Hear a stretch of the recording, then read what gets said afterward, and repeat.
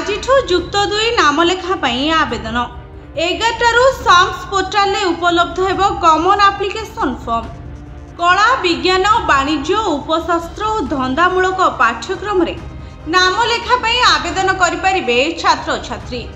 तेबे जुलाई 6 तारिख सुधा नाम पंजीकरण करें छात्र छात्री। जुलाई 18 तारिख रे प्रथम मेधा तालिका प्रकाश पाइब। तेबे योग्य छात्र छात्री नामलेखा जुलाई 19 रु 23 मध्य अनुष्ठित हेब।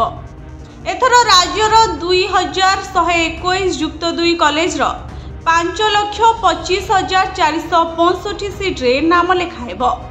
कला विभाग रे सर्वाधिक 2,94,840 सीट रही। सेहीपरि विज्ञान ने 1,66,929 सीट रही।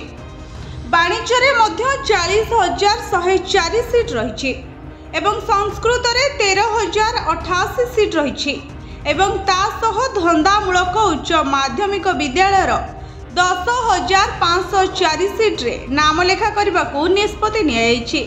ब्यूरो रिपोर्ट भंजौत न्यूज।